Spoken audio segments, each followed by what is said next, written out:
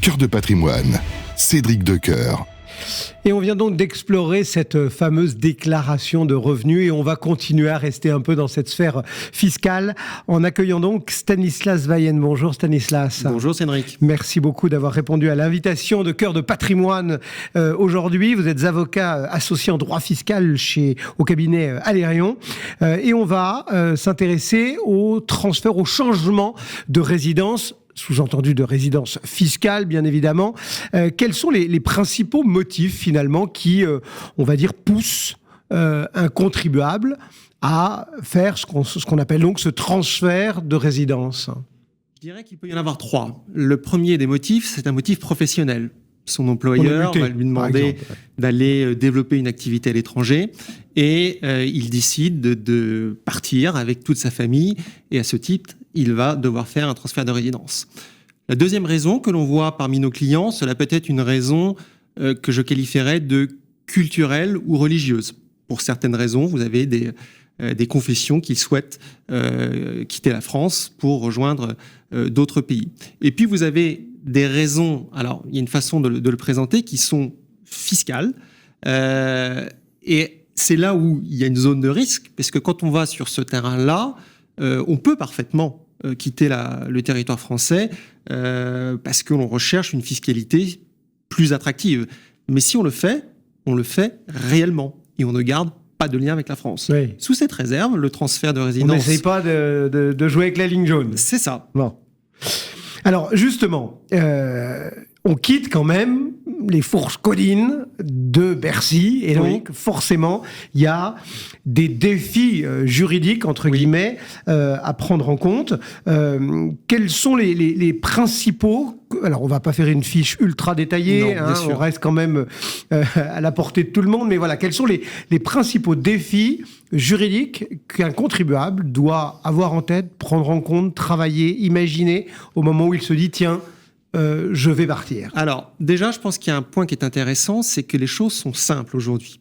Jusqu'en 2004, il y avait ce qu'on appelait le mécanisme du quitus. C'est-à-dire, quand vous quittiez la France, dans les 30 jours qui précédaient votre départ, vous faisiez votre déclaration, vous la soumettiez aux impôts, et si ça allait aux impôts, vous receviez le quitus. Si ça ne leur allait pas, les conditions du départ étaient un petit peu différentes. Aujourd'hui, vous partez assez simplement, et tout va se passer au titre de l'année qui suit celle du transfert de résidence. C'est-à-dire que le principe, c'est qu'un transfert de résidence déclenche l'obligation de payer l'intégralité de ses revenus jusqu'au jour du transfert.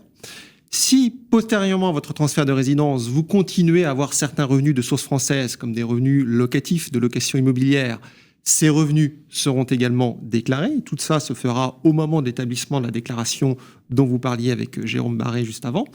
Et puis, et c'est sans doute là où il va y avoir le plus d'enjeux fiscaux, il y a ce qu'on appelle le mécanisme d'exit tax, c'est-à-dire l'obligation pour le contribuable de déclarer un certain nombre de plus-values, les plus-values latentes, de même que les plus-values en report, avec des obligations déclaratives ou des contraintes déclaratives qui vont varier selon le pays dans lequel on transfère sa résidence. Ah oui, parce que ça compte, ça aussi. Exactement. Pour faire simple et sans rentrer dans des détails, si vous transférez votre résidence dans un pays de l'Union européenne ou dans un pays signataire d'une convention avec la France qui comporte à la fois une clause d'assistance en matière de contrôle fiscal et en matière de recouvrement, et il y en a un certain nombre, et bien à ce moment-là... Ça se passe plutôt pas mal. Ça se passe pas mal. Vous avez une obligation déclarative, mais un sursis qui vous est automatiquement accordé. Si en revanche, vous partez dans un pays autre que ceux que je viens d'énumérer, eh bien, vous allez déclarer de la même façon, mais vous allez devoir, si vous voulez ne pas payer immédiatement, solliciter un sursis de paiement. Et le sursis de paiement, il ne vous sera accordé que, 1, si vous désignez un représentant, 2, si vous donnez des garanties. Mais un représentant, c'est-à-dire, c'est quoi Une personne qui est chargée d'assurer vos obligations fiscales en cas de... Mais c'est quoi? C'est son frère, sa sœur, son oncle Alors, c'est une bonne question. Je crois que c'est normalement une personne, c'est des sociétés qui sont habilitées. Ah oui, d'accord. Il faut choisir dans la liste des médecins agréés par la Sécu, quoi. En quelque sorte. En quelque sorte. Bon, comment est-ce qu'on... Parce qu'on comprend bien que même s'il y a une simplification, même s'il y a des zones dans lesquelles le processus va se faire de façon, on va dire, naturelle ou aisée. C'est quand même quelque chose, un acte administratif fort, et que on fait pas ça en claquant des doigts, qu'il y a des choses qu'il faut anticiper, qu'il y a des choses qu'il faut gérer d'une façon ou d'une autre. Comment est-ce qu'on doit s'y préparer ? Voilà, on parlait effectivement de tout ce qui est déclaratif. Vous en avez dit un mot, mais il y a aussi peut-être des pièges qu'il faut éviter. Enfin voilà, Alors, il y a des choses qui sont très pratiques. L'une des premières obligations qui est la vôtre, c'est de transmettre aux autorités administratives, quelles qu'elles soient, pas que fiscales, votre nouvelle adresse. Pour cela, il y a un site qui est formidable, qui est le servicepublic.fr, où vous pouvez, en un clic, informer la totalité des administrations, qu'elles soient sociales ou fiscales, de votre nouvelle adresse. Vous avez une obligation d'informer les administrations fiscales de votre nouvelle adresse. Ça, c'est le premier élément. Ensuite, il y a le pays dans lequel on arrive. Vous avez certains pays qui exigent de vous connaître, en quelque sorte. Je vais prendre un exemple au niveau de la Belgique, tout près de chez nous. Là, on va pas très loin. On va pas très loin. Eh bien, au niveau des autorités fiscales belges, vous avez une obligation d'immatriculation à la commune. C'est-à-dire qu'une personne qui devient résident fiscal en Belgique doit être immatriculée à la commune dans laquelle il réside, que ce soit en Flandre ou en Wallonie. Et puis ensuite, alors on va plus loin. Je disais tout à l'heure qu'un transfert de résidence, il doit être réel. Bien, on en profite pour couper les ponts avec la France. C'est-à-dire que... Oui. Et alors, comment ça se passe si quelqu'un veut garder... Enfin, vous parliez tout à l'heure en même temps, quasiment, du fait qu'on peut avoir des revenus qui restent en France, par exemple des revenus locatifs. Donc, on peut avoir une partie de son patrimoine qui est en France. Ou alors, on peut avoir... j'allais dire le château de famille, mais ne serait-ce... Allez, limitons-nous à la maison, mais le bien familial qui est dans la famille depuis des générations, qu'on peut souhaiter garder. Là, on ne coupe pas tous les ponts. Alors, on ne coupe pas tous les ponts, mais attention, parce que c'est là où on va regarder les critères de résidence. Vous avez des critères français. Ces fameux jours, exactement. etc. Les critères français sont des critères alternatifs. Ils se prennent dans n'importe quel sens. Vous avez le foyer d'habitation, le lieu de séjour principal, l'exercice d'une activité professionnelle ou le centre des intérêts économiques. Si vous remplissez l'un quelconque de ces 4 critères, vous êtes, au regard du seul droit français, résident de France. Ensuite, vous avez les critères conventionnels qui priment dans la hiérarchie des normes. Les critères conventionnels sont des critères qui, à la différence des critères français, sont des critères successifs. Je les prends les uns à la suite des autres. Et généralement, dans l'ordre CDE, c'est foyer d'habitation, centre des intérêts vitaux, lieu de séjour principal et la nationalité. Et alors, ça devient quelque chose de très spécifique, mais je vais prendre un cas que l'on rencontre parfois. Quand vous avez une personne qui a transféré sa résidence dans les Émirats arabes unis, pour des raisons totalement professionnelles, eh bien, s'il y a une spécificité dans la convention signée entre la France et les Émirats arabes unis, qui fait que si vous remplissez l'un quelconque des critères français, eh bien, potentiellement, la France peut reprendre un droit d'imposer. Donc, c'est là où, en fonction du pays où on va, il faut faire assez attention et parfois couper vraiment les ponts. Donc ça veut dire que le transfert qu'on choisit de faire, le pays vers lequel on va, la façon dont on part, etc., peut avoir un impact direct sur son patrimoine, notamment immobilier, parce que c'est le plus difficile, on va dire, à transférer. On ne va pas partir avec le chalet. Voilà, c'est-à-dire que ce transfert, il a un impact direct. Alors, le patrimoine, il n'y a pas de problème à le conserver, en réalité. D'accord. Là où ça va être important, c'est votre résidence principale, ce qui était la maison où vous habitiez. Qu'est-ce que vous en faites ? Si vous la louez, j'ai pas de problème. Par définition, vous n'en avez pas à la disposition et ça ne permettra pas à la France de considérer cela comme un foyer d'habitation. Si vous la gardez en disant non, moi quand je viens en France, je veux être chez moi. Vous avez le droit. Mais ça va potentiellement, vous remplissez un critère. Alors, je n'ai pas dit que parce que vous gardiez votre maison, vous restiez résident de France. C'est pas ce que j'ai dit.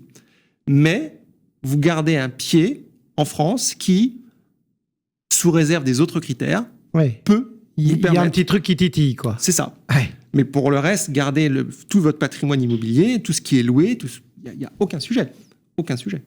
Est-ce qu'on peut, je vais pas dire résumer, mais est-ce qu'on peut se dire, voilà, il y a X étapes clés qu'il faut absolument avoir notées sur son mobile, là, à l'issue de notre entretien, Stanislas Weyen, pour finalement faire cette opération cette transition de façon douce. Ouais, je pense que le point le plus important, et on en a parlé un petit peu, c'est celui qui a trait à l'exit tax. C'est-à-dire que la première des questions que vous devez vous poser, c'est est-ce que oui ou non, je suis dans le champ d'application de l'exit tax. D'accord. Est-ce que j'ai des plus-values latentes? Et si oui, est-ce qu'elles sont dans les conditions d'application de l'exit tax? Est-ce que j'ai des plus-values en report? Et là, le simple fait d'avoir une plus-value en report, automatiquement, vous êtes dans le champ de l'exit tax. Ça, c'est la première des questions qui doit être posée. En fonction de ça, faire les déclarations qui vont bien, étant précisé que vous avez les obligations déclaratives l'année qui suit le transfert, mais les obligations déclaratives de suivi. Et le fait de ne pas faire une déclaration de suivi a potentiellement pour conséquence la perte du bénéfice du sursis au titre de l'exit tax.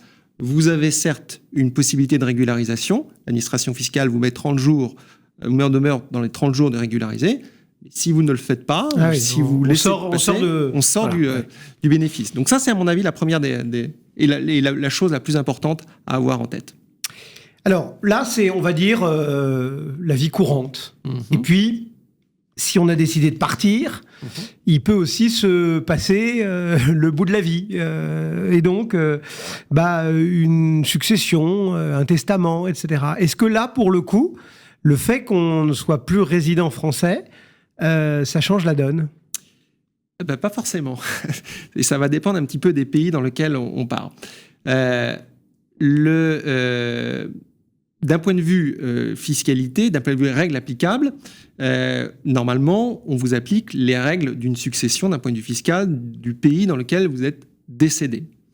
Ensuite, on va regarder les règles françaises. Les règles françaises de territorialité, l'article 750 ter, vous permet à la France de faire rentrer dans le champ territorial des droits de succession 3 hypothèses. Le défunt est en France. Par définition, ce n'est pas cette situation puisque la personne a transféré sa résidence. Les biens transmis sont en France ou les héritiers sont en France.